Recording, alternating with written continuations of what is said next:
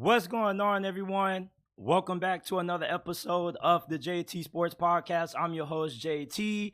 Happy that you guys are joining me on this wonderful Monday afternoon, man. We just got done watching Cowboys-Chargers. The Cowboys walk away with the 20-17 victory. Going to be giving you guys my thoughts on that. I got some updated NFC South predictions because I don't know how many of you guys tuned in to my record predictions before the season started, but had the Carolina Panthers winning the NFC South. That isn't aging too well right now, so I got to remodify my predictions for the division. Bill Belichick, I think that we are starting to see the last of him on the sidelines for the New England Patriots. I think it's safe to say that he has dug his grave with New England. I got my college football mid-season playoff rankings. You guys know that the committee does a terrible job with these rankings every single time they come out. So I'm going to make life easier for the playoff committee this year and do their job for them. I'm giving you guys my top 25 playoff rankings. And I got a really interesting take on Michigan when it comes to where they should be ranked in the top 25. And I got some reactions to Oregon, Washington, and Colorado, Stanford. Before we start, if you're new and you haven't already, leave a like, subscribe to the channel. We go live Monday through Thursday. Remember that we're not just a YouTube channel. Every episode of the podcast is available on all podcasting platforms: Apple, Google, Spotify, Amazon, wherever you get your podcast from. The JT Sports Podcast is available. If you enjoyed tonight's episode, leave us with a 5-star review. Share the podcast with your friends, family members, and acquaintances. We will greatly appreciate it. And if you want to support the JT Sports Podcast, the best way to do so is by giving us a 5-star review on Apple and Spotify. It helps us rank higher in the algorithm. And plus, it helps us get brand deals and sponsors. So if you want to support the JT Sports Podcast, all you got to do is rate us 5 stars on Apple and Spotify. Type in the JT Sports Podcast or go to the description down below. There will be the links to the Apple and Spotify versions of the podcast.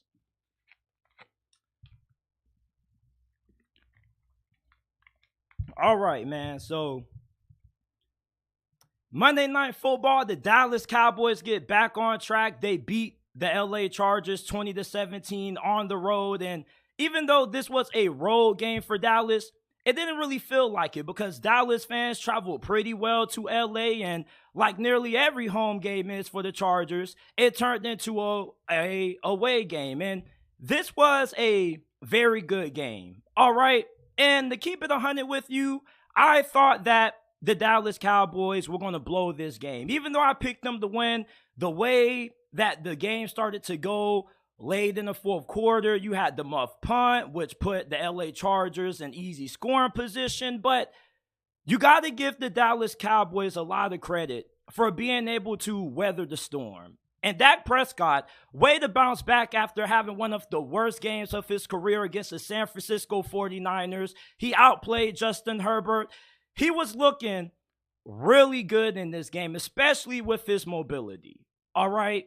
Now, when it comes to Dak Prescott's ability to lead the Cowboys to a Super Bowl, we still don't have the answer to that question. Okay.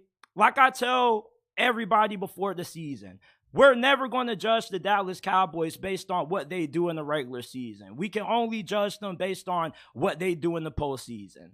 And there were a good amount of people who thought that the Chargers were going to win this game. All right, even though I'm not the biggest fan of Mike McCarthy, there was no way he was going to lose to a Brandon Staley coach team. And you look at the way this Chargers defense played. I mean, that defensive line was getting after Dak Prescott all night in this game. And I was really surprised. Now, Dallas is dealing with a lot of injuries on the offensive line. They couldn't really get the run game going like that. Dak Prescott was really big. You know, many people said that Dak Prescott doesn't have good mobility anymore. Well, that got proved wrong in this game. That boy Dak Prescott was showcasing those wheels, and this was the best I've ever seen Dak Prescott run in a very long time. Justin Herbert in this offense, you know, after the first drive, they pretty much got shut out by this defense. And you look at Kellen Moore. This was most definitely a revenge game for him, and he kind of proved Mike McCarthy right to move on from him, because this offense, outside of their first drive, they didn't do anything. And their offensive line played pretty well against one of the best defensive lines in all of the NFL. You didn't really hear Michael Parsons' name until the final drive of the game, which was the most important. Then you had the interception that Justin Herbert threw to Stephon Gilmore. This just wasn't a great offensive showing out of Kellen Moore and the Chargers offense. And this is an offense that has been amongst the best in the NFL all season up to this point, with Kellen Moore calling the plays. But it's ironic how, for the first time in a while, Brandon Staley's defense actually rose to the occasion. Now, I don't know if Brandon Staley's defense is starting to turn a corner, or if the play calling for Dallas still really isn't all that great. You know, they still are struggling to have success in the red zone. The red zone has plagued Dallas all this season so far. But the fact that even though it seemed like the Cowboys were trying to gift wrap this game to the Chargers just didn't want to win this game, it felt like. No matter what happened, right? There was a situation in the fourth quarter where it's 3rd and long, and the Chargers allowed the Dallas Cowboys to keep the drive alive due to stupid, costly penalties, man. This is what happens when you're a poorly coached team. Every time the game is on the line, the Chargers find a way to blow it. And if you are a Brandon Staley apologist, you got to stop at this point, okay? You just look foolish trying to defend Brandon Staley. He's not a good coach. Why is it that he's a defensive-minded coach, and anytime his defense needs to win the game, they can't get it done? The pass rush was getting after Dak Prescott all afternoon, but in the biggest moments, they were nowhere to be found. That's just what happens when you have a poorly coached football team. They don't execute in big moments. The Chargers find a way to fold in big moments time after time after time after time. And this was a game where it kind of felt like the Chargers might have had the advantage. You know, the Cowboys were coming off a disappointing loss against the 49ers. You kind of questioned Mike McCarthy as the play caller. You thought that Justin Herbert would be able to outplay Dak Prescott, because most of us believe that Justin Herbert is a better quarterback than Dak Prescott, but that just didn't happen. And for the Chargers to have this kind of performance on defense and still not being able to win just shows you that this is a poorly coached football team. Poorly coached football teams, they don't execute in big moments. Mike McCarthy, he may not be a great coach. You can call him a mid coach. You can call him an average coach, whatever you want to call it. There was no way he was going to get out-coached by Brandon Staley. If Mike McCarthy would have got out-coached by Brandon Staley and the Cowboys would have lost this game, I would have been extremely concerned. All right? I still view the Dallas Cowboys as contenders. Now, do I feel the same way about Dallas right now that I did before the season? Not really. I still am a little bit lower on them than I was earlier this year, but I still think that they got a great chance to win the NFC. But the Chargers defensively, you know, they gave the Cowboys a lot of issues up front. All right. But Dak Prescott, you know, he was able to carry this team tonight. And that's something that we haven't really gave Dak Prescott a lot of credit for. We haven't been able to, because anytime he's been asked to carry the Cowboys to a win, it seems like he just finds a way to melt. But in this game, it was in prime time, Monday Night Football, national audience, everybody was watching. Dak Prescott stepped up, and Justin Herbert, in the biggest moments in this game, he came up small. And people call Justin Herbert overrated because a lot of situations he finds himself in comes down to what the Chargers can do when the game is on the line. And sometimes Justin Herbert kind of can't get it done. All right? And with the performance that the Chargers got out of this defense, you would have thought that this was the perfect night for the Chargers to get this win. And both of these two teams had their fair share of penalty issues. Like the Cowboys had hella penalties. The Chargers had hella penalties. It's just that In the fourth quarter, when the game was on the line, Dallas was the more disciplined team. They were more locked in, and they were well coached. Brandon Staley, I keep trying to tell you Chargers fans and you Brandon Staley apologists that this dude is the worst coach in the NFL. The only reason the Chargers don't have one of the worst records in the National Football League is because they got a really good team. But their secondary is not good. Derwin James, outside of him, everybody else is mid or below average. Their cornerbacks suck.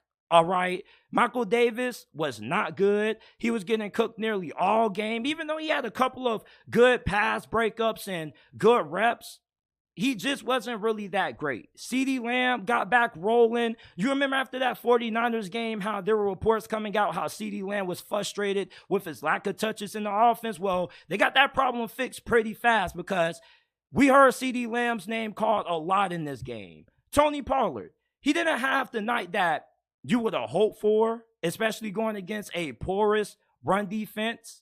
But he had a big run late in this game, which it wasn't a huge run, in my opinion. It wasn't like a 50, 60-yard run, but it was a good enough run that it was able to keep the chains moving for the Dallas Cowboys. You know, if you're a Chargers fan, you should be feeling really disappointed about this loss because Dallas gift-wrapped at you this win. You just didn't want to take it. It's like you were telling Dallas, no, like Christmas is 2 months away from now. It's too early to be accepting Christmas presents right now. That's basically what you told them. I mean, how do you and God's loving earth give up a 3rd and long due to 2 holding penalties? Not 1, but 2. Only a poorly coached football team can pull off the bull jockey that we saw tonight out of the LA Chargers. If they had Sean Payton, I felt like the Chargers would have won this game.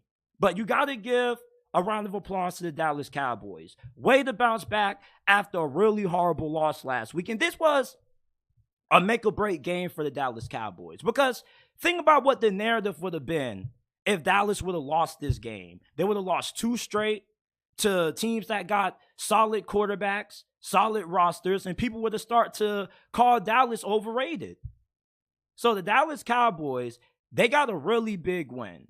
And for the LA Chargers, man, like I told you guys before the season, this team is not going to make it to the playoffs. I don't care how much talent they have. I don't care if Justin Herbert is a top 5, top 10 quarterback. If you got a doofus as your head coach, you're not going to win shit. And Brandon Staley is a doofus. It sounds harsh, but it's the God-honest truth. The only way the Chargers can blow a game like that is by having poor coaching. I mean, they gave up a 3rd and long with 2 defensive penalties, man. Like, Dallas muffed the punt. They gave the Chargers great opportunity to take advantage of that, and they barely got that done. It came down to a 4th down call that resulted in a touchdown. So, I mean, the LA Chargers, man, they're a talented football team, but they're just held back by poor coaching. And it's going to be sad to see Justin Herbert on his 3rd head coach going into 2024. That means that Justin Herbert has had 3 head coaches and within the first couple of years into his NFL career. And I'm not going to say Justin Herbert is overrated, okay? Even though he could have played better in this game, I just feel like the coaching just continues to let this team down. Yeah, they did have an opportunity to win this game, but I mean, Quentin Johnston, he's a bust. He didn't do shit. Mike Williams is out. You need your 1st-round pick to step up and make big plays. And when they go to him, it results in an interception. And I don't even know if you can continue to start Quentin Johnston anymore. It just seems like anytime he's on the field, he's a liability. There was a play that the Chargers scored a touchdown on where Quentin Johnston barely even blocked the dude in front of him. I mean, the LA Chargers are a mess. This defensive line looks really good, but outside of that, this defense is terrible. And Brandon Staley is supposed to be a defensive-minded coach, and yet the worst aspect of this team happens to be defense. That's a red flag. That shows you that he's not a good head coach. And anytime you need this defense to step up and win you the game, they're not able to do so. They still found the way to lose this game. And although Justin Herbert had the opportunity to win this game, you know, you just feel like if you're a Chargers fan, there was a lot left on the table. You left a lot of crumbs at the dinner table. You didn't completely clean your plate, and that's why you lost this game. The Chargers fall to 2-3 on the season. The Dallas Cowboys are 4-2, and they got a big game coming up in the next couple of weeks, I believe against the Kansas City Chiefs. A couple of months ago, I came on here and I gave you guys my NFC South predictions before the season. And embarrassing enough, I had the Carolina Panthers winning this damn division, man. I thought these boys were going to go 9-8. I thought that Bryce Young was getting drafted into a perfect situation. Frank Wright finally got a good young quarterback instead of going with the old veteran QBs that costed him his job in Indianapolis. I thought the offensive line was going to continue to play the way that they did near the end of last season under Steve Wilkes. The Carolina Panthers, I completely whiffed on. This is the worst prediction that I've ever made out of all my years doing this podcast, and I'm really embarrassed. Okay, I really hate looking at this graphic and seeing that I had the Carolina Panthers going 9-8. These boys would be lucky enough to win even a game or two. They're just a complete disaster. They're awful. They can't block nobody. The receivers can barely get open. Their best receiver is Adam Thielen, dog. He's 33 years old. He's a grandpa. He's an old man, and yet this is the only wide receiver who continues to get open for Bryce Young. And it's Carolina Panthers fans expect Bryce Young to cook with no ingredients, man. Frank Wright, I think he's the equivalent to Urban Meyer 2.0. I don't care what anybody tells me about Bryce Young. I know what Bryce Young I saw at Alabama. And the Bryce Young that I'm seeing right now with the Carolina Panthers is not the same quarterback that I saw carry Alabama on his back during his final season. So I was wrong about the Carolina Panthers, which is why I got to give you guys my updated NFC South predictions currently right now. So I had the Carolina Panthers going 9-8, had the Falcons going 7-10, the Saints going 6-11, and the Buccaneers finishing in last place at 5-12. Now currently, right, I got the Buccaneers winning this division at 10-7. I think that the Buccaneers have clearly showed that they're the best team in this division, and it's not really close. Todd Bowles, I know that I've had my criticisms about him. He hasn't really proven to be a winning caliber coach ever since his first couple of years with the New York Jets when he had Brandon Marshall and Ryan Fitzpatrick, and they nearly made it to the playoffs. And ever since then, he hasn't really had a winning record, and he hasn't really proven to be a good head coach. But this season, though, the Buccaneers, surprisingly, have turned the corner.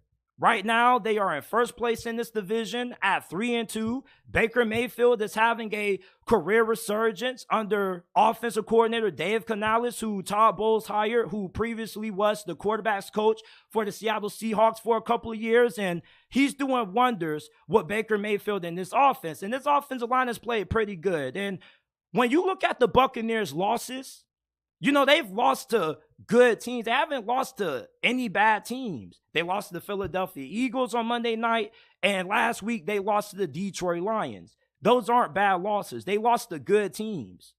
Their 3 wins, you like the fact that they're coming against teams that you expect them to beat. And they got a very good defense, and I can't wait for J. Cansey to get fully healthy, because I was really high on him when he was coming out of Pitt. This defense has played at a really high level, and this offense has proven to be functional at times, even though they struggle to run the football effectively. You got to like what you've seen out of the Tampa Bay Buccaneers. So they're in first place in the NFC South right now, and I'm picking them to win this division right now as far as them going into week 7. Now, the Atlanta Falcons, I think they're going to be 7-10, all right? My stance on Atlanta still hasn't changed. This defense definitely has overexceeded my expectations. This defense looks really good. As a matter of fact, the Falcons probably have one of the most underrated defenses in the NFL. I've yet to see a team just go up and down the field on Atlanta's defense. Their pass rush has improved tremendously. Their secondary still gives up a couple of big plays here or there, but for the most part, this defense has held up their end of the bargain. The offense, on the other hand, is a completely different story. And the reason for their offense being heavily inconsistent is because they got a heavily inconsistent quarterback and Desmond Ridder. And Falcons fans last week, they were quick to come at me and say, oh, JT, you were wrong about Desmond Ridder. You saw Desmond Ridder balling out. The fool had one good game, and then he reverts back to the same quarterback that he was before. He threw 3 interceptions. You cannot make any excuses for that if you're a Falcons fan. Like, look at Arthur Smith. Arthur Smith has some of the funniest facial expressions that I've ever seen, man. And when Desmond Ridder threw that interception in the red zone, that boy said he couldn't believe that shit. And at this point, you're looking at Arthur Smith, and you got to ask him, Arthur Smith, you do know that this kind of is a make-or-break year for you. If the Falcons don't at least have a winning record, you might not be around in 2024. So are you really going to put your job on the line with Desmond Ridder? Is Desmond Ridder really the kind of quarterback that you want to live and die with? If I was Arthur Smith at this point, I'm putting in Taylor Heinicke, okay? And I think eventually we will see Taylor Heinicke, which is why I think they're going to go 7-10. Taylor Heinicke isn't the greatest quarterback in the world, but he can come in and win you some games. Desmond Ridder, he has some moments when he can be a solid, serviceable quarterback, but more times than not, he just isn't all that. He makes bad decisions with the football. He constantly throws the ball into double coverage. He is a really good athlete, but I don't think Desmond Ridder is really starting caliber material right now. And if he does eventually turn into a starting quarterback, I think it's going to be a couple of years down the road. He still looks like a rookie to me. He still looks like a deer in headlights. And when you are a team like Atlanta, and the identity of your offense is based on running the football, ball control, you need a quarterback who can take care of the football. And I keep hearing these Alex Smith comparisons to Desmond Ridder, and I keep telling people that being compared to Alex Smith in the year 2023 is not a compliment. If anything, it's kind of an insult. That means that you're not good enough to win a game, but you're never going to play bad enough to lose a game. That means you're a mid quarterback. Who wants to be labeled a mid quarterback? That's pretty much what Alex Smith was. At his peak, he was a really good game manager, but there's a reason why the Chiefs moved on from him. So I got the Falcons going 7-10. Their quarterback situation isn't good. Desmond Ridder is holding back the young playmakers that they have in that offense. Drake London, Kyle Pitts. Like, you got people calling Kyle Pitts a bust, and it's not anything to do with Kyle Pitts being a bust. Kyle Pitts just doesn't have a quarterback who can throw him the damn football. So I got the Falcons going 7-10. I think the Saints are going to finish 7-10 too. Like, they may win one more game than what I expected them to before the season started, but the Saints are the team that I thought that they would be. Saints fans thought that Derek Carr was all of a sudden going to be the missing piece to get that offense humming. They thought that Andy Dalton and Jameis Winston were holding the offense back. So they get Derek Carr. Everybody was happy about it. And everybody was saying, oh, Derek Carr never had a great defense with the Raiders, Well, he gets a great defense with the New Orleans Saints. And all that really does is, kind of make Derek Carr look just slightly better than what he was, because he has a defense that can bail him out from his mid play. That's what Derek Carr has been. He's been mid this season. Like, did you not see the Texans game? Game on the line, Derek Carr is throwing the fucking check down to Alvin Kamara. Are you freaking kidding me? You're throwing the check down pass to Alvin Kamara when you need the first down to keep the drive alive? You got Saints fans still calling out Pete Carmichael for the abysmal play calling, the conservative play calling. You got Saints fans who still want Dennis Allen fired. This is a mid-football team, people. And you can't really be surprised because you got a mid-quarterback and a below-average head coach. And although Derek Carr isn't a bad quarterback, he's not a quarterback that can elevate a team with subpar coaching. If he had Sean Payton calling the plays for him in New Orleans right now, the Saints probably would be winning this division at this moment. But I got them going 7-10.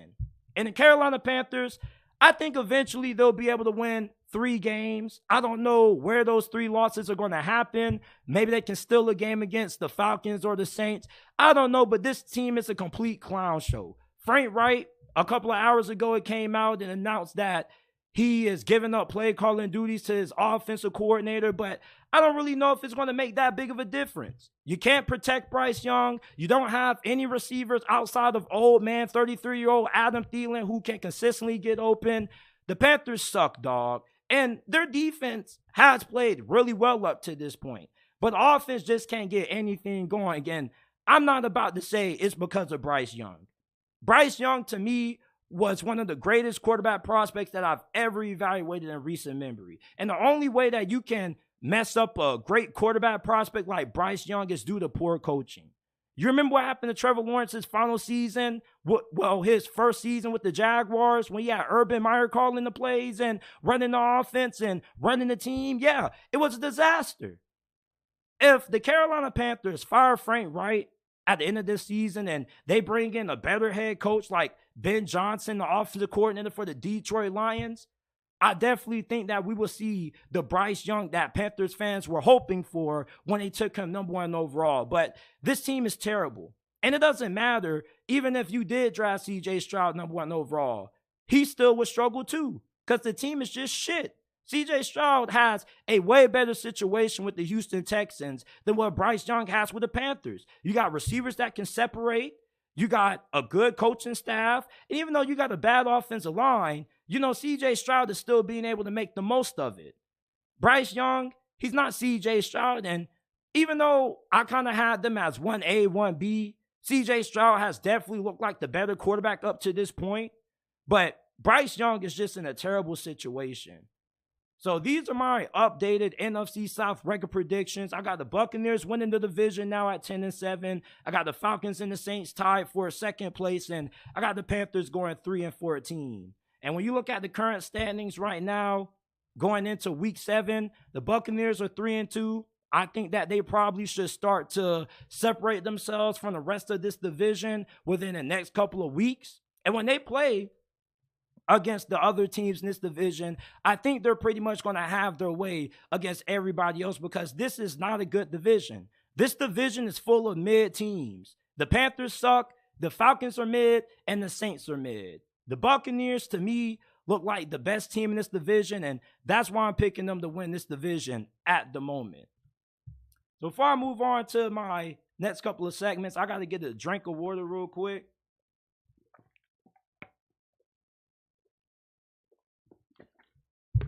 You know, for those of y'all wondering why my voice sounds a little bit raspy, is because I was yelling at the damn TV all this weekend. I was yelling at Colorado for giving up a 29-0 lead after halftime. I was yelling at Kansas for calling some stupid plays, like, not related, but I was watching Kansas play against Oklahoma State, right? Because I had them on my parlay. All I needed was for Kansas to cover the -3. And it's a 4th-and-1 situation. Jason Bean has the ball in his hands. All they need to do is get 1 yard to keep the drive alive, right? So on 4th-and-1, you know, the rest of college football and the NFL, you know what they're doing on 4th-and-1? They're doing the quarterback tush push.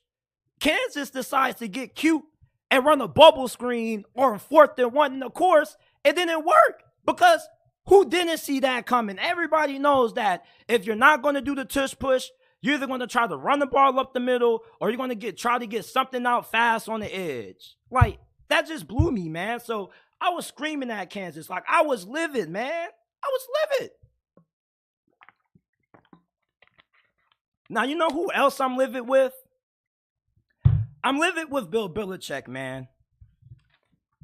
Bill Belichick, I believe that this is the final year that we're going to see him as the head coach of the New England Patriots, man. This team is a complete clown show. And I tried to give Bill Belichick the benefit of a doubt before the season started. I didn't believe that the Patriots would be bad enough to have a 1-5 record going into this point of the NFL season. I thought that they would be a well-coached football team that, although they may not have a lot of talent, they were going to be disciplined and they weren't going to be themselves. Well, I was wrong. Like, Bill Belichick has completely lost his damn mind as the GM and the head coach of the New England Patriots. I mean, this team has absolutely no talent on offense. Defensively, they're still really good despite the injuries that they suffered, like the Christian Gonzalez. Like, we talk about how good Jalen Carter has been. Christian Gonzalez was just as good. In the first couple of weeks that he was healthy, he was already playing like one of the best cornerbacks in the league. So they lose him for the remainder of this season. They also lost a couple of key guys on that defense. And offensively, I mean, this is the least talented offense in the NFL. Either them or the Carolina Panthers. Either or. I mean, they got no receivers. Their best receiver is DeMario Douglas. And they're not even giving this fool opportunities. And him and Mac Jones have a good connection because they both are for the 904. So you think that you would try to help out Mac Jones and, you know, give DeMario Douglas more opportunities because him and Mac Jones already have good chemistry being from the city. But nah, like, Bill Belichick wanted to sit him for the rest of the game after he had a costly fumble Sunday night against the Miami Dolphins. That made no sense to me, and they just aren't giving DeMario Douglas opportunities. And DeMario Douglas is their most explosive wide receiver. Like, Kendrick Bourne is their number one option. I love Kendrick Bourne, but on a championship caliber team, he's probably a low-end wide receiver 2, a high-end wide receiver 3 at best. Devontae Parker. They paid this fool $30 million to drop clutch passes in big games. Like, did you not see Devontae Parker drop that big pass late in that game against the Las Vegas Raiders? Like, I rolled my eyes at that shit. I saw Mac Jones rolling his eyes after that drop. I was rolling my eyes too because, Bill, what made you think that it was smart to give Devontae Parker a 3-year, $30 million contract? When he's one of the worst receivers in the NFL when it comes to separating, like, there's a reason why he's pretty solid at catching 50-50 balls. Because nearly every time you throw this fool the damn football, it is a 50-50 ball because he can't separate. I mean, this team is poorly designed. And you got to point the finger at Bill Belichick. Bill O'Brien, like, I don't think the play calling has been bad.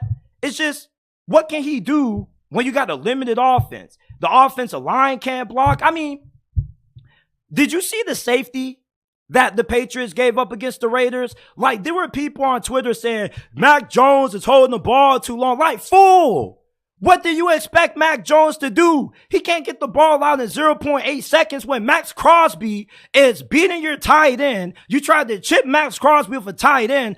Obviously, that didn't work. And then he blew past whoever was the right tackle. Your quarterback can get the ball out fast, but he can't get the ball out as soon as he gets the snap. I mean, Mac Jones isn't good. We know this. But at the same time, you can't cook if you don't have the recipe or the ingredients to cook. And Mac Jones doesn't have that. Now, that doesn't excuse Mac Jones from his terrible play. I mean, this dude looks like Ray Charles out there. This dude, for some reason, just loves throwing the football to the opposing defense. And it makes no sense to me. Like, against the Dallas Cowboys, I know they got a great defense and all, but he made their defense look like one of the best defenses of all time. I mean, Mac Jones, I'm starting to wonder why he was a first-round pick. Because the more I watch him play, the more turned off I get by him. You know, like, this is the dude who was drafted to be the successor to Tom Brady. And the more that I watch the Patriots play without having Tom Brady, the more that I realize how Tom Brady was really the key to the Patriots' success.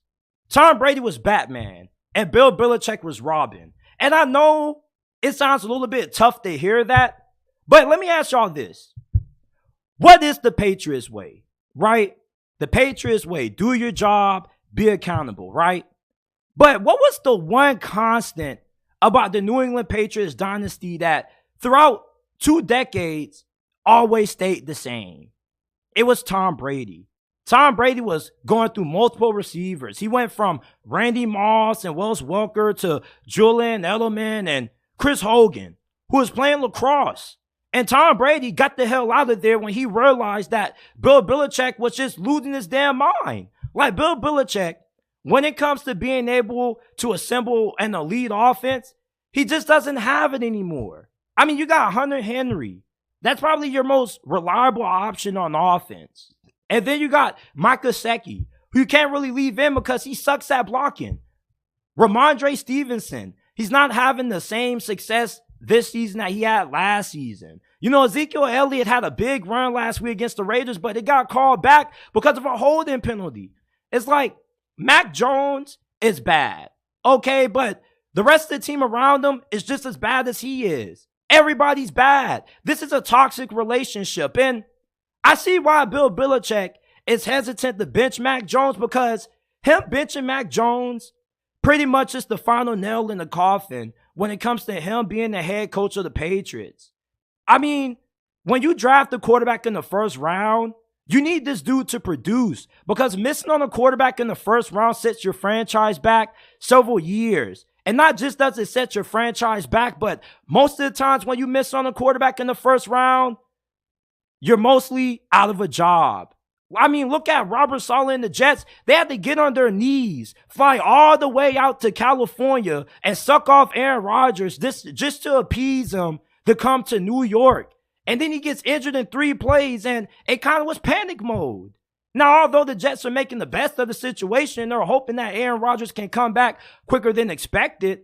I mean, that's just what happens when you miss on a franchise quarterback in the first round. And Bill Belichick missing on Mac Jones?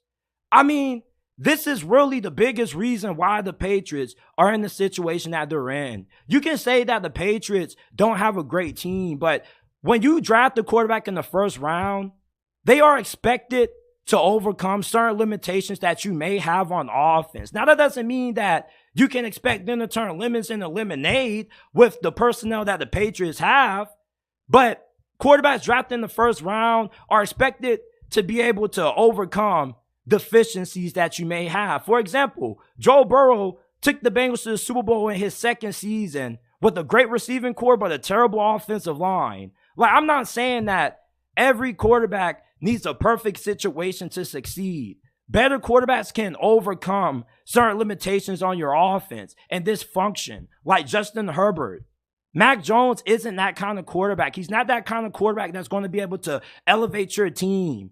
For him to be good, he needs a good offensive coordinator, something that he hasn't had since Josh McDaniels. He needs a good supporting cast around him, something that he hasn't had since his rookie season. I mean, Bill Belichick has done a terrible job at developing Mac Jones.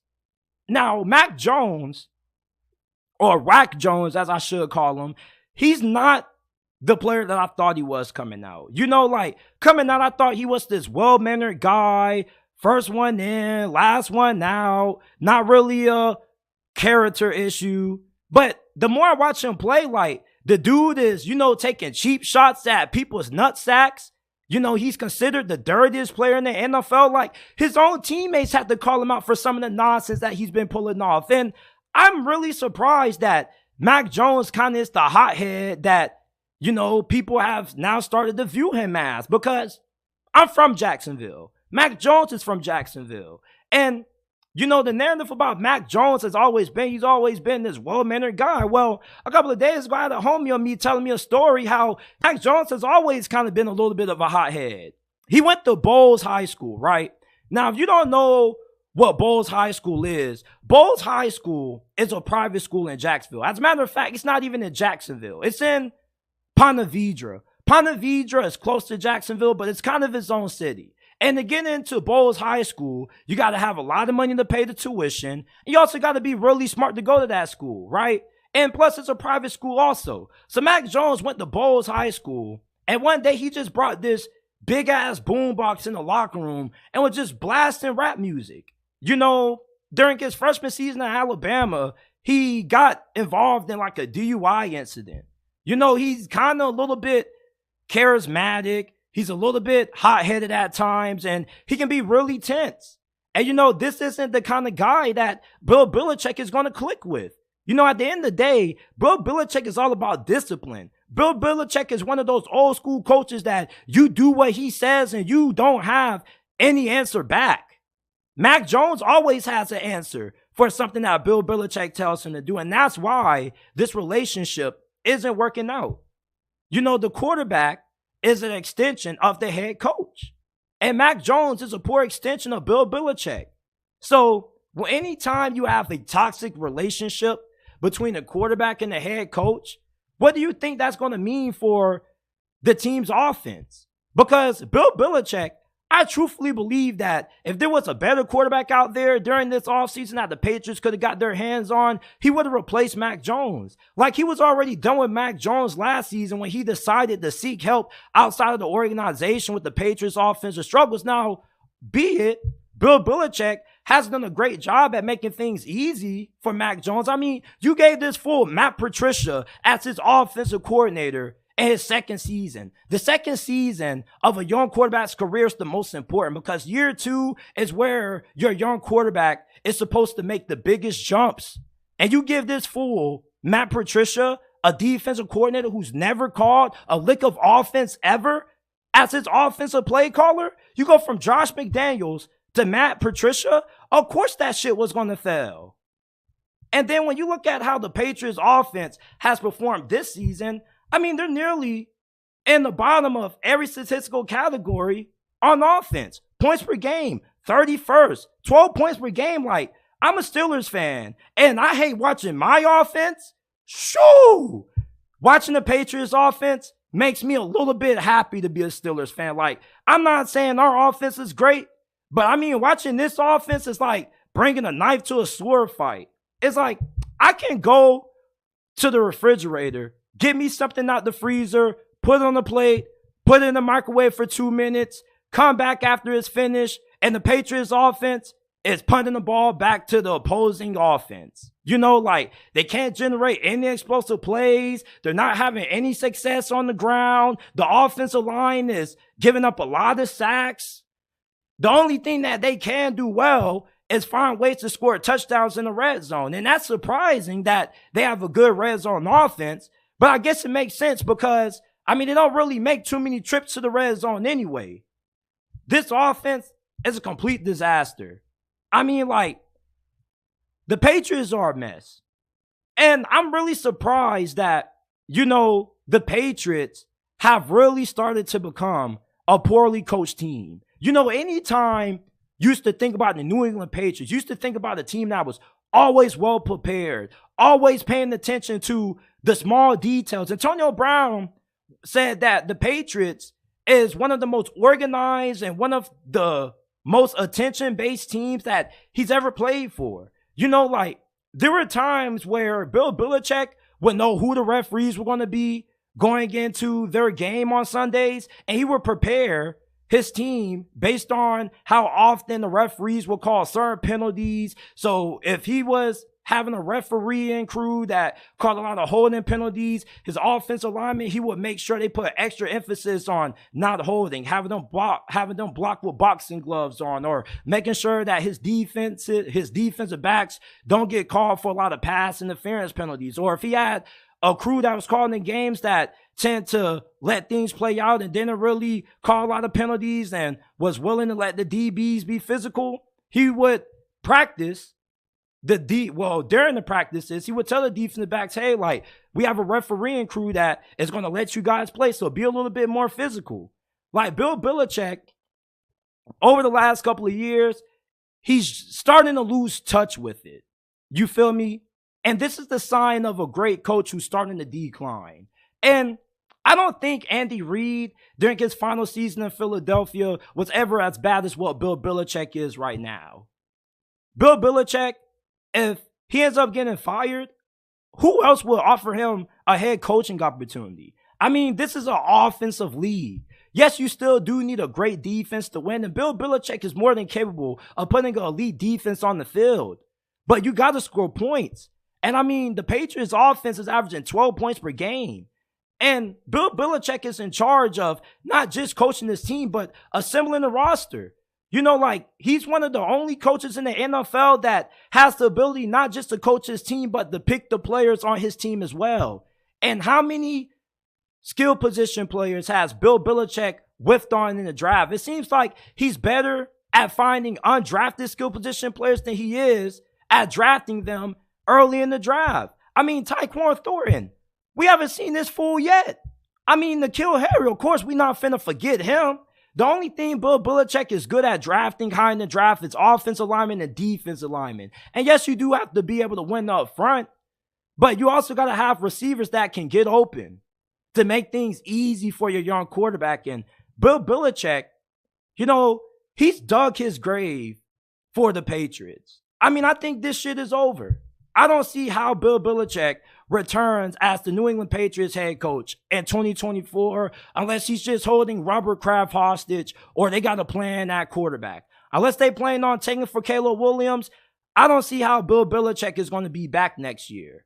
Because even getting Caleb Williams wouldn't solve all the issues they have. I mean, Bill O'Brien, I don't think he's that bad, but a lot of Patriots fans aren't happy with him. You got no receivers that can separate. Your offensive line can't give Mac Jones more than 1.3 seconds to throw the football. Mac Jones is Stevie Wonder anytime he drops back to throw. You got to close your eyes because it's most likely going to be going to the defense. I mean, Bill Belichick is done, people. He's done. And I'm somebody who admires great coaching because a lot of people in today's NFL, they just pay attention to the team on paper, right? They just pay attention to the roster, who the quarterback is, who the big names are. Nobody really pays attention to the coaching staff. And coaching is the most important piece to having a championship caliber team. How many times have you seen talented football teams underachieve? You want to know why? Because they're poorly coached. Look at where the Saints are right now. And even though the Patriots don't have a talented team, I mean, there are teams that have less talent than the Patriots that look way better than what they have. The Arizona Cardinals have been way more competitive this season than what the Patriots have been. I mean, they beat the damn Dallas Cowboys. The Patriots got blowed the hell out by the Dallas Cowboys. They got body bagged. They lost to the freaking Raiders. I picked them to beat the Raiders. I was like, although the Patriots are a bad team, there's no way Bill Belichick is going to lose to Josh McDaniels, especially with how the game went last year. Well, nah. They lost to Josh McDaniels and the Raiders, bro. Like, after witnessing the Patriots lose to the Las Vegas Raiders and me seeing Bill Belichick throw that towel on the ground, like, I felt them. I felt this pain. I'm pretty sure there are a lot of Patriots fans who want to break their TVs anytime they see that damn offense take the field. Hell, I damn near want to break my TV anytime I see Matt Canada's face popping up on the Jumbotron or being shown on the television prompter. I'd be like, bro, get this fool out of my eyesight. You feel me? It's like anytime I see the Patriots offense, I'm like, bro, get this shit off my TV screen. It's awful. Anytime I see Mac Jones, I want to puke. I don't even call him Mac Jones anymore. My new nickname for Mac Jones is Whack Jones because he just isn't good. He's whack. Now, could be a serviceable starter on another team in a tailor-made situation. Like, there was a reason why Kyle Shanahan wanted to draft him over Trey Lance. And he would be a really good QB with the 49ers right now if he was drafted because he was drafted into a perfect fit, a good system, West Coast-style offense with a great team around him. You see, Mac Jones was a limited quarterback coming out of Alabama. The things that made Mac Jones a first-round pick was his ability to read defenses, get the ball out fast, and make good decisions with the football. And all three of those things he hasn't been able to do the last 2 years. And Bill Belichick is a reason for that because he's hurt his development. Bill Belichick is done, people. He's done. The College Football Playoff Committee always does a horrible job with their playoff ranking. So this year, I'm taking it upon myself to help the committee out. And no, they're not cutting me a check. I'm doing it for free. I'm going to give you guys my mid-season college football playoff rankings, all right? Now, these are going to look a lot different from most people's playoff rankings because I'm not somebody who's just going to crown the team just because they're undefeated. Like, I care about who you play, your strength of schedule. Like, if you're somebody like Michigan and you're just beating up on garbage teams, I'm sorry, but you're not going to get a lot of respect from me. And just a quick disclaimer, Michigan, where I have them ranked, a lot of you guys are going to be really upset, but you got to listen to my explanation for it, right? So at 25 through 21, I got Florida 5-2. Like, Florida is a really solid football team. And a lot of people counted out Florida before this season because they had Graham Mertz and nobody really seemed to be a big believer in Billy Napier. Now, I'm not going to say I was high on Florida coming in, but I didn't think they were going to be a team that won only 5 games or less. You feel me? Like, I got a little bit more respect for Billy Napier. I watched this dude when he was coaching at Louisiana with the Raging Cajuns, so I'm a little bit biased towards him. And they got some pretty quality wins. You know, even though they lost to Utah, they recently beat South Carolina, and they still got a really impressive victory over Tennessee. James Madison is in that 24. They're 6-0. I think they're one of the best G5 schools in America right now. I mean, they went absolutely ballistic on Georgia Southern. And I kind of thought that game was a little bit of a coin flip. Now I went with James Madison to win, but I didn't think they were going to crush Georgia Southern the way that they did. I mean, they got a high-powered offense. Their defense is pretty solid. So James Madison, I got them in at 24, and it's really disappointed that even if they win their conference in the regular season, they may not be able to make it to the conference championship game or participate in the bowl game because they come from the FCS. And anytime you come from the FCS to the FBS, there's a waiting period that you got to go through until you're eligible to compete for conference championships and to be able to go bowling. It's really retarded. It's another reason why you should hate the NCAA executives or whoever runs this damn sport. But James Madison, they're 24 for me. Air Force is at 23. Like James Madison, they are a really good G5 program, and this is a really good Air Force team. This is probably an Air Force team that should easily get to 10 wins this season. Now, Iowa, they're at 22. Now, I didn't want to put Iowa on here because I don't really like watching Iowa play. Like, they're a boring team to watch. I mean, they're all defense, 0 offense. And even when Cade McNamara was healthy, the offense still wasn't all that great. And it's like their defense tends to be their best offense. I mean, Iowa, even though, you know, they're a terrible team to watch in terms of entertainment value, I respect the fact that they play true to themselves. They know who they are. They know they're not going to have a great offense. They're going to beat you with great defense, great special teams play, and win in the field position battle. And they recently just beat Wisconsin. So right now, they're in first place in the Big Ten West. Louisville, they're at 21. I know they suffered a really ugly first loss to Pitt, but I can't drop them out of the top 25 because that win over Notre Dame is still a really big win.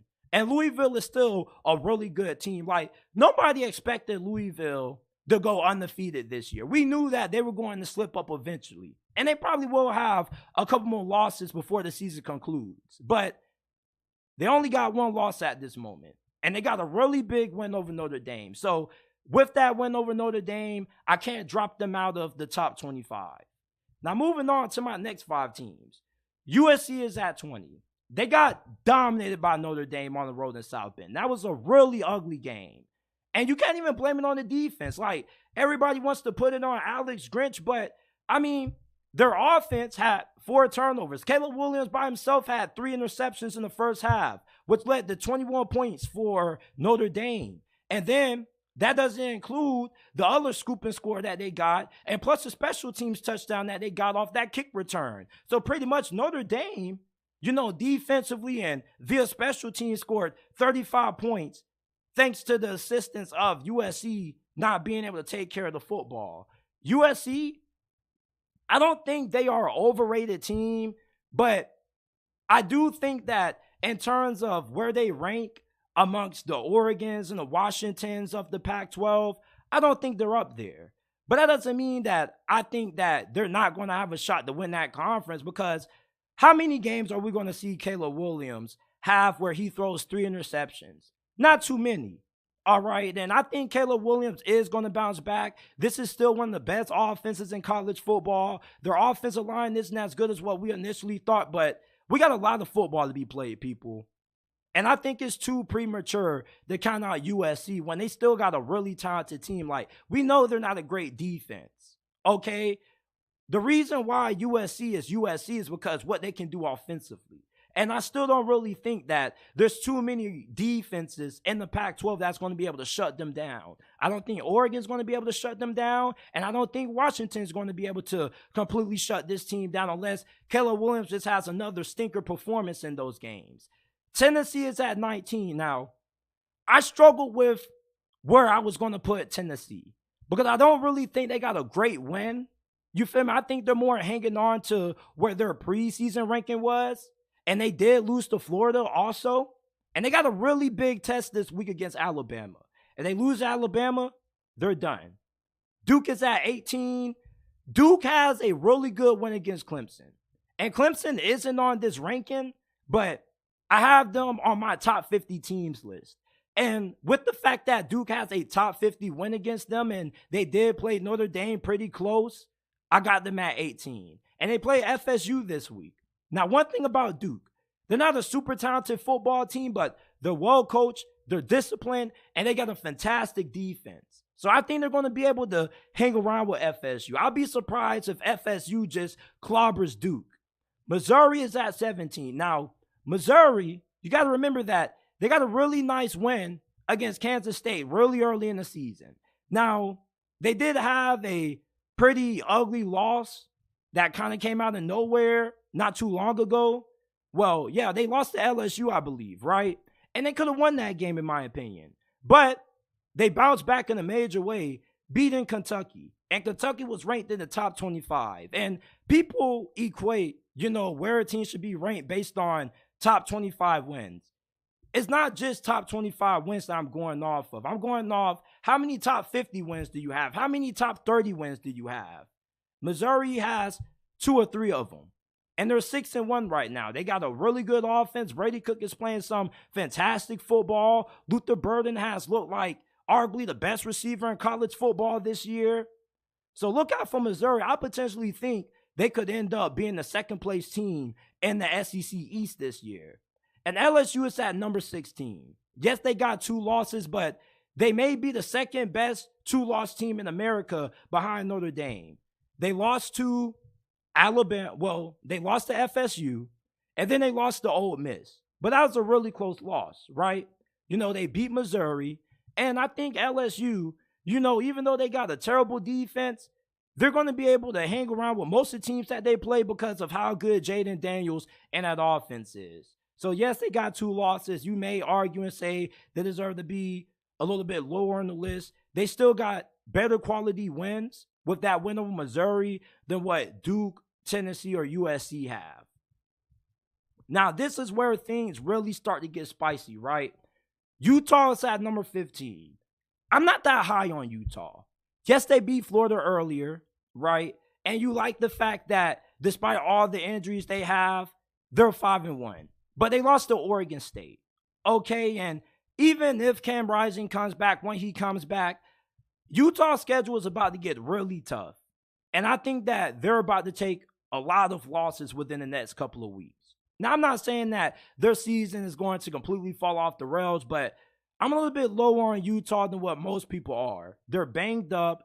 They're just finding ways to win games. Eventually, when they end up starting to play some of the better teams on their schedule, they're not going to be able to hang around. Their defense may keep them around for a quarter or two, but you still got to be able to score some points. And Utah struggles to do that. Oregon State is at 14. They got a win against Utah. I'm not really all that thrilled with what I've seen out of DJ Uiagalelei, but, I got them at 14. They're still in the mix. Notre Dame is the best 2-loss team in America, all right? They got the toughest schedule in college football. These fools had to play Ohio State, then they had to play Duke, then they had to play Louisville, then they had to play USC, and they're still not done. They still got to play a gauntlet of a schedule.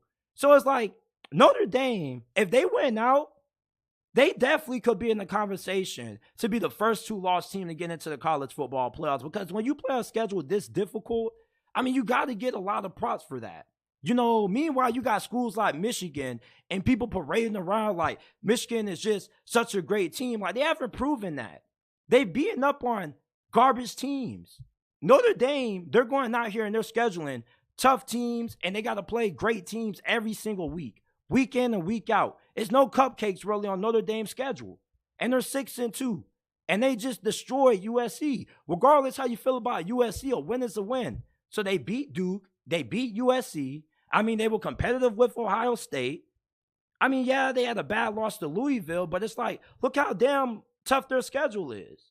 So Notre Dame, I don't think they're completely out the mix yet in terms of them being able to make the college football playoffs. Ole Miss is lingering around that 12. Now, I wanted to drop Ole Miss a little bit lower, but I still got to respect the fact that they did beat LSU. And this is one of the best teams that Lane Kiffin has had in a while. Now, they don't play defense at all, but this is his most talented offense. Jackson Dart looks like a borderline Heisman candidate. You got great receivers. You got Quinshon Judkins, one of the better backs in college football, and a pretty solid offensive line. Now, they're getting into the meat and potatoes of their schedule, right? And they did get blown out by Alabama. It wasn't really close. But outside of that loss, Ole Miss has looked like a really good team, and they're still lingering around in the SEC West division picture. If Alabama slips up a couple of times, they lose to Tennessee, they lose to LSU potentially, Ole Miss, as long as they don't suffer any more hiccups within conference, they could easily steal the SEC West from Alabama. Now at 11, I got Oregon. Oregon, I didn't drop them too far after losing to Washington because Washington is a great team. I had Washington winning the Pac-12 conference before this season began, and you guys can go ahead and check out that video. I got it up. It didn't really get a lot of views for some reason. I thought that it would because, like, I literally put in the title, the Washington Huskies are going to win the Pac-12 this year. Don't know why people didn't watch that, but whatever. Go ahead and check it out if you haven't already. And Oregon, they probably could have won that game if it wasn't for Dan Lanning's aggressiveness. You know, his aggressiveness kind of got the better of them, and that's why they kind of lost that game. Now we get into my top 10. Now, this is where things get controversial, right? I'm going to just come out and say it. I got Michigan at number 6 because who the hell have they played? Nobody. I mean, I can't give you respect if you're beating up on bad teams, and I don't care about the metrics. I don't care about the point differential. Like, you're Michigan. You're literally, like, supposed to be the second best team in college football. Like, I expect you to beat up on Indiana. I expect you to beat up on Bowling Green. You don't get no brownie points for that. Ohio State has beaten Notre Dame. You know, they beat Maryland. Both of those two teams are better than anybody that Michigan has played up to this point on their schedule. So it's like, yeah, Michigan is a great team, and them being at number 6 isn't because I don't think they are good enough to win a national championship. It's just that right now, going into week 8, they don't have any big wins that can make me put them in the top 5 over the teams that I have ranked ahead of them, right? The teams that I have ranked ahead of Michigan all have way better wins and have played way tougher schedules than what Michigan has played up to this point. Now, you can say, well, JT, Michigan can't help the fact that they got to play the teams in their conference. Okay, like, cool, but it's still like, I got to penalize you for it. Like, I'm not going to give you brownie points for beating up on bad teams. At least Georgia blew out Kentucky. Kentucky is better than any team that Michigan has played up to this point. So I just got to get that out the way. I'm not hating on Michigan. It's just that they don't have a resume-building win yet for me to put them in the top 4 or the top 3. I feel like that's disrespectful to the teams that actually have played great teams and scheduled great out-of-conference opponents. You feel me? If you want respect out of me, you need to show it on the field, and you need to beat great teams. Now, I got UNC at number 10. I still am not a believer in UNC, but they beat my Miami Hurricanes. So I got to put them in the top 10, and I got to give them their props, okay? That defense is playing fantastic under Gene Chizik. Like, this is the first time in forever that UNC has actually had a respectable defense. Drake May has looked like the second best QB in college football all year long behind Caleb Williams, and they got a really great team around them. Texas, I still think that Texas has one of the best wins in all of college football. Like, it doesn't matter if Alabama takes another loss or two, right? Winning on the road in Tuscaloosa is something that is still very hard to do. And not any team can go on the road and win at Tuscaloosa. You got to be a damn good team to do that. And yes, they did lose to Oklahoma, but that may be the best loss out of any team inside the top 10 on my rankings that has one loss on their schedule. So Texas, it's a little bit disappointing that they lost to Oklahoma, but they still got a really great win against Bama. And Bama, you may feel like they should be a little bit lower, but let's not forget, they beat Ole Miss. And ever since that Texas loss, they aren't really dominating the way that they used to dominate in the past, but it doesn't really matter. They're winning games, and they beat the tar out of Ole Miss. I believe the score is 24-3 when they played Ole Miss? And if they beat Tennessee, you still got to have them in the top 10. Now, Penn State, I feel the same way about them that I do Michigan. And I love Penn State. I love me some Drew Aller. And I hope that they can get a big-time win and James Franklin can finally get his big one against Ohio State this week. But same thing I said about Michigan. I can't put you in my top 5 until you can actually prove that you're capable of beating a quality opponent. And Penn State, like Michigan, has cruised through their schedule and haven't really played anybody that great. So until Penn State and Michigan can get some big signature wins on their schedule, I'm not going to have them in my top 5. One thing that I think the committee gets wrong is that they don't penalize teams enough for not having great schedules. I can't put you in my top 5 just because you're a talented football team. The teams ahead of Penn State and Michigan are talented too, and they play difficult schedules. Florida State, for example, they beat Clemson and they beat LSU. And if they beat Duke, they'll have 3 better wins than anything that Penn State or Michigan have up to this point. And I just think that having Penn State and Michigan ahead of any team that has better wins than them is just disrespectful. And you're a little bit delusional if you have Michigan and Penn State over any team that has played a tougher schedule than them. I'm not just rewarding teams because they got a talented roster. You got to beat some good teams for me to have you high on these rankings. And I know you guys are going to get upset with that, but that's just how I feel these rankings should go. Strength of schedule should matter. Strength of wins should matter. And Michigan and Penn State don't have any strong wins. Now for my top 5. I got Oklahoma at number 5. They got the best win out of any team in college football right now. They beat Texas when Texas was at their peak. And not a lot of people believe that Oklahoma will be able to get the job done. Now, they play Kansas this week, right? Kansas is a top 40 team to me. Even without Jalen Daniels, they're still a more than capable team. Now, I see somebody in the comment section says, I feel Michigan is a complete team.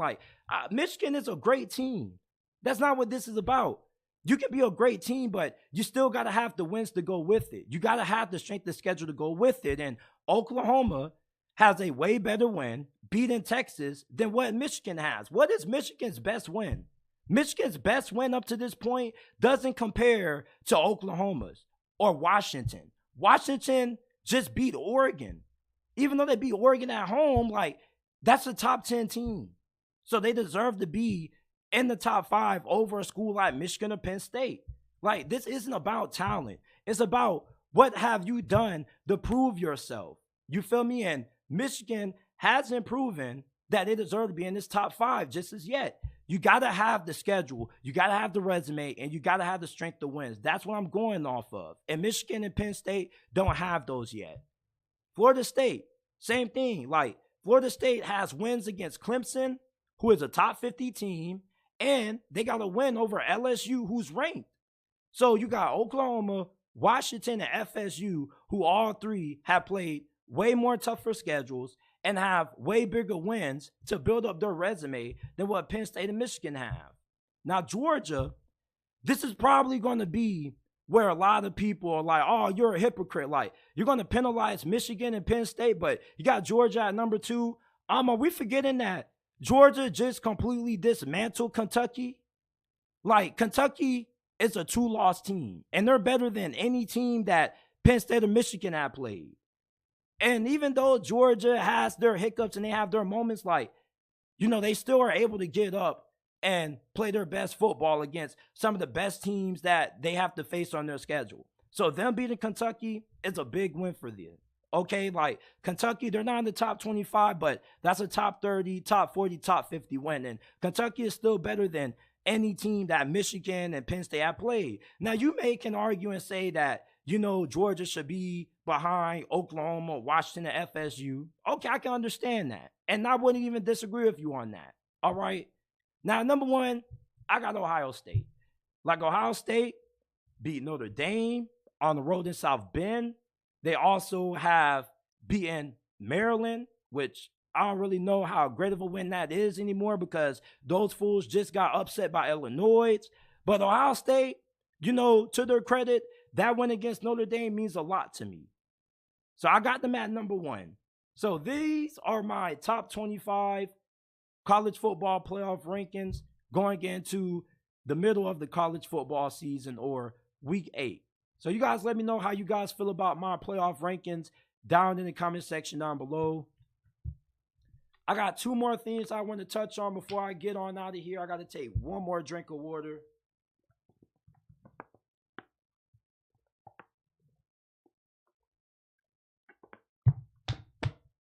Shout out to everybody in the chat. If you haven't already, leave a like, subscribe to the channel. We go live Monday through Thursday around 9 p.m. Eastern time. Check out the JT Sports Podcast if you are enjoying tonight's episode. We're available on Apple, Google, Spotify, Amazon. Rate us 5 stars. Share the podcast if you enjoy and you want to support the channel. Okay. Now, we witnessed one of the best games played so far throughout this college football season. Washington versus Oregon was a classic, okay?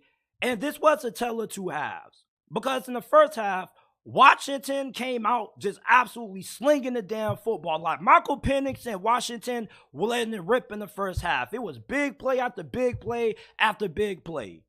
But then in the second half, Oregon started to take control of the game. And when Oregon took the lead late in the fourth quarter, you kind of felt like Oregon was going to be able to win the game. But what hurt Oregon in this game was the fact that I feel like Dan Lanning was too aggressive in this game. Like, before halftime, instead of opting to kick the field goal and tie the game up, I believe it was 22-18 going into halftime. You kick that field goal is what? 19, 20, 21. So, like, you still don't tie the game up, but at least you don't go in the halftime empty-handed. Like, I understand wanting to be aggressive and wanting to go up and going to halftime with the lead, but I mean, this isn't Madden or NCAA. This is real-life football. And in that situation, if you're Dan Lanning, you got to take the points. Okay, like, I don't think it's smart to try to be aggressive before a halftime when Washington's offense is already humming on all cylinders. Like, you need all the points that you can get. And them not kicking that field goal, taking those easy 3 points, kind of is what costed them this game. And then late in this game, in the full quarter, they went for it on 4th and 3. Like, Dan Lanning is a defensive-minded coach. Your defense was playing outstanding in the second half, so why not force Washington to have to drive, 80-something yards downfield to score? Like, if you think that your defense isn't going to be able to get the stop, then I understand you going for it. But at the same time, if you know your defense isn't going to be able to get the stop, you got to understand that, oh shit, like, if they stop us here, they got an easier chance of scoring because they don't got to drive the length of the field versus us just going ahead and punting it. So I feel like those decisions, not taking the points before a halftime, going for the touchdown, and then going for it on 4th and 3 late in the fourth quarter, which ultimately led to Washington driving down the field and winning the game, is what costed Oregon this game. Now, a lot of people are probably going to say, JT, what lost this game for Oregon was the fact that that kicker missed the field goal, which would have sent the game to overtime, which is true.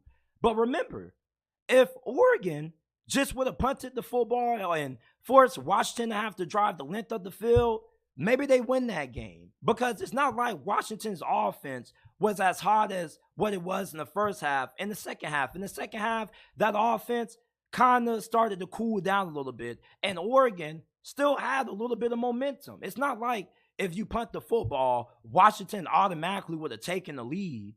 So it's like Oregon played a really great game. Bo Nix balled out, but Dan Lanning's aggressiveness, I felt is what costed Oregon this win. Now for Washington, this is one of the best teams in all of college football. And I picked this team to win the Pac-12 for a reason. I feel like they got a really great offensive line. They got a really good defensive line. And although their defense may not be that great on the back end as what you would hope for it to be in terms of them being a potential playoff contender, but I think their defense is good enough that they can get a couple of key stops against some of the big boys in college football. You see, I don't think you need a elite defense to win a national championship. I think you need a top 50 defense at worst if you want to be a championship caliber football team, which I believe Washington has. Like in this game, it wasn't like Oregon was going up and down the field every single drive on Washington's defense. Like Washington's defense came away with a couple of big stops. So the fact that Washington's defense was able to get stops on Oregon's offense should show you that this is a defense that's good enough to slow down any offense that they match up against, rather it be Georgia, Oklahoma, Texas, or whoever. If you can slow down Oregon's offense, you can slow down any offense because they got one of the best quarterbacks in college football and they got one of the best offenses in college football. Now, Washington, what kind of concerns me is that yes, Micheal Penix played well, but he doesn't necessarily play well when he has guys in his face. And he doesn't really throw well on the run. But he balled out in this game. Like, anytime he took a shot downfield, it seemed like it was money every single time. You had Poku was going crazy. McMillan got injured early, but you had Romeo Odunze who was going off. Like, he made big play after big play for Washington. Like, Washington is deep at receiver. And they're deep on the offensive line. And their run game, yeah, in the stat box, it shows that they had 99 rushing yards. But I think Washington is one of those teams that they can run the football if they want to. They just don't want to run the football because why run the football if you can get 20, 30 yards every single time you throw the football downfield? Like Washington, this offense is legit. They're explosive. They can beat you on every single level, short, intermediate, down the field. There's not too many defenses that are 4, 5 defensive backs deep that can cover a wide receiving core this deep and this talented. Some people may argue and say that Ohio State has the best receiving core in college football, but I think it's Washington. And I said that before the season, and a lot of people hated on me for that. But when you look at how this wide receiving core performed against Oregon, like, I don't see how you can't at least give them props and say, you know, at least they got the second best wide receiving core in college football. But looking at Washington and the fact that they beat Oregon 36-33 kind of cemented them as the top team in the Pac-12 this year. Now, if they play Oregon again in a rematch, you know, I probably would take Oregon because you don't really want to see a team like Oregon twice. Because Oregon probably would have won this game if Dan Lanning, you know, didn't let his aggressiveness get the best of him. But for the most part, you know, this was a damn great game. This was one of those games that you watch and you didn't really want it to end. You know, you wanted it to keep going. You wanted it to go into overtime because it was a back and forth game. Because at one point, it seemed like Washington was going to run away with this game. And then Oregon comes back into the second half like a bat out of hell, and they just gained all the momentum. But then, late in the fourth quarter, you know, they go for it on 4th and 3. They don't get it, and Washington has a short length of field to go to score, and Washington ultimately is able to take the lead and eventually win the game. Colorado was up 29-0 at halftime, right?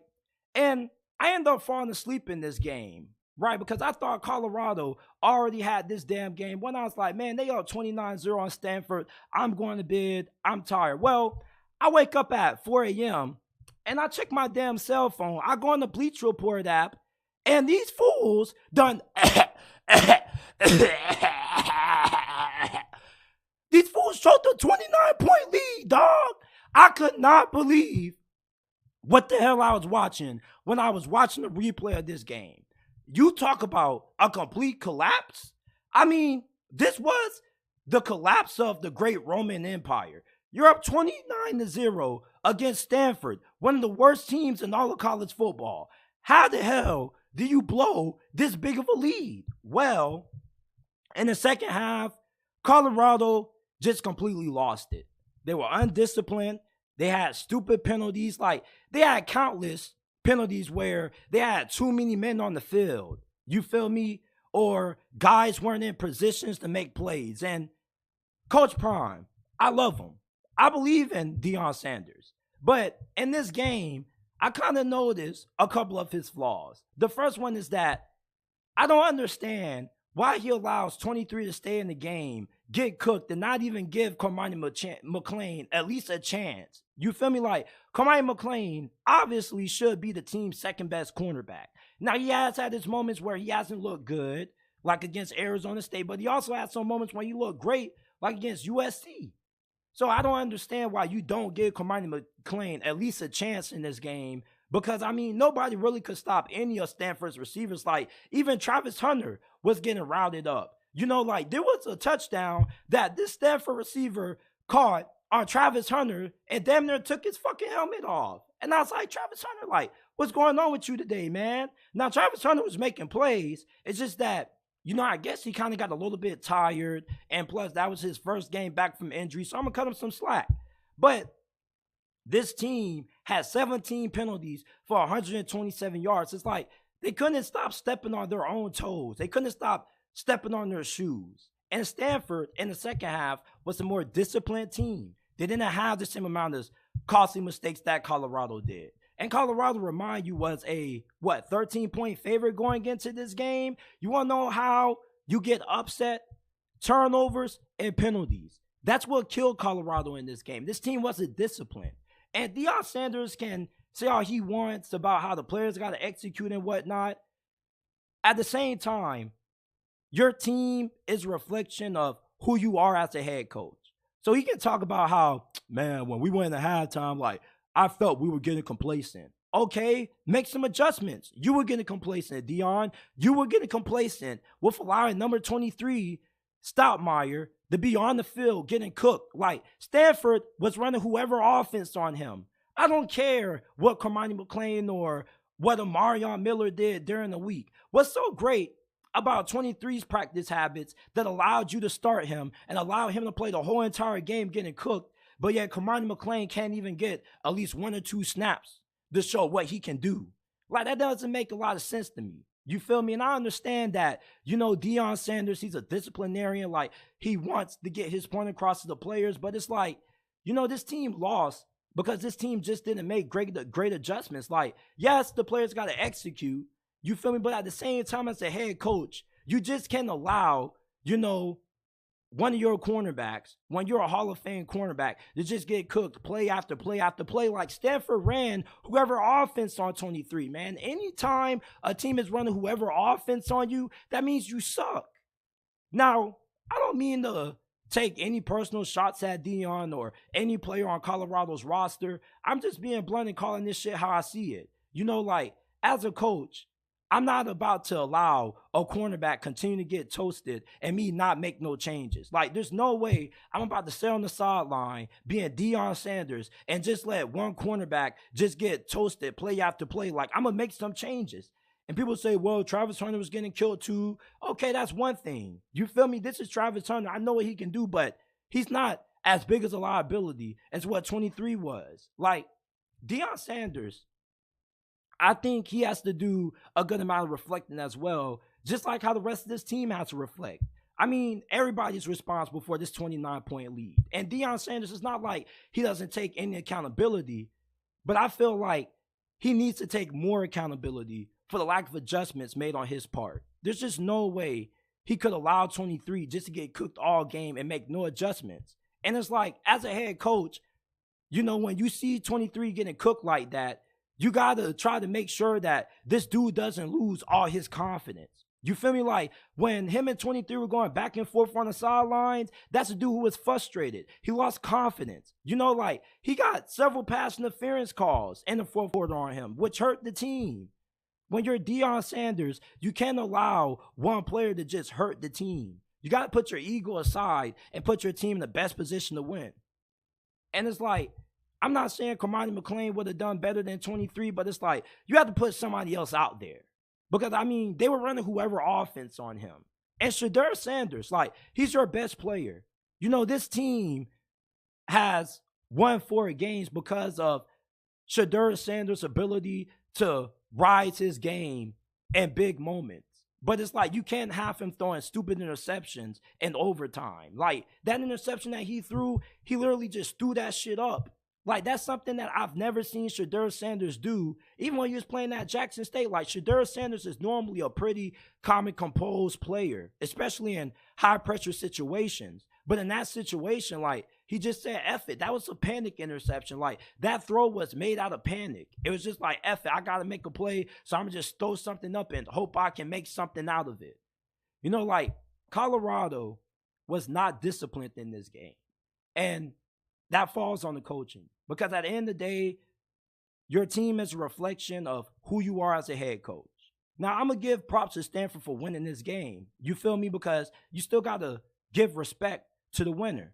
So Stanford, if you're a Stanford Cardinal fan, shout out to you. You played a great game. You didn't give up. You believed in yourself. And you hung around and you eventually pulled off the upset. But at the end of the day, Colorado gave this game away. Like, look at the penalties. They had 17 penalties for 127 yards. Stanford had only 7. Like, Colorado just wasn't a disciplined football team. And I don't know for the life of me why they forget to run the damn football. Like, Alton McCaskill was rolling in the first quarter. And then after that, they just forgot about him. Like, this team sometimes tends to get away from what's successful. You feel me? So, when I think about Colorado and what they can learn from this game moving forward, I still think they're going to make it to a bowl game. Like, I think they're going to pull off an upset against UCLA, Utah, whoever. Like, there's not a single team on Colorado's schedule that I don't think they have a chance at not being able to beat. Like, this is the Pac-12. If you watch the Pac-12, you know that this conference is notorious for late season slip-ups. This is normally around the time where we start to see a lot of upsets occur in this conference. You know, like, this offense is good enough that as long as Sheduer Sanders just has a little bit of protection, they can put 30, 40 on you. And with how good this offense is, how good the receivers are, this defense can be as bad as what it wants to. I mean, they can outscore nearly anybody on their best day, as long as they're playing disciplined football and they're not killing themselves with penalties. So I still believe that Colorado is going to make it to a bowl game. I told you guys this before the season started, and I'm not switching up now. Colorado is going to be a bowl-eligible team this year. Like, you guys can go back and watch all of my Colorado videos before the season. Like, I had these boys beating TCU. Like, there's people who hit me up every single time Colorado loses. You still believe in Coach Prime? Oh, your prediction isn't aging well. Like, bro, like, y'all act like Colorado was supposed to be winning the national championship this year. I knew they weren't going to be that great, but I didn't believe they were going to be bad enough where they won't be able to make it to a bowl game. Like, at the end of the day, Colorado still is a solid team. Like, you can tell this is a team that was built from the portal. You feel me? So, of course, they're not going to be great. They're going to have a lot of deficiencies. But the fact that they got 2 great players in Travis Hunter and Sheduer Sanders, a great offensive coordinator, Sean Lewis, and a good group of wide receivers, that's going to allow them to hang in the majority of games that they play in. Like, Oregon State, Washington State aren't miles better than Colorado. Like, Colorado can beat Oregon State. They can beat Washington State. They can beat UCLA. Like, Dante Moore hasn't looked that hot. So I still believe in Colorado moving forward. I still think they're going to be able to win 2 more games and become bowl eligible. I'm not giving up on Coach Prime. I still believe in them. But this loss to Stanford, I believe, was a reality check that they needed. This is it for this episode of the JT Sports Podcast. I appreciate you guys for tuning in. Hopefully, when I go live again, my voice is going to be way more better. Like, it was very hard to get through with this episode, but if you haven't already, leave a like, subscribe to the channel. Check out the audio version of this podcast available on Apple, Google, Spotify, Amazon. Give us a 5-star review if you enjoyed tonight's episode and you want to support the channel. I appreciate everybody for tuning in.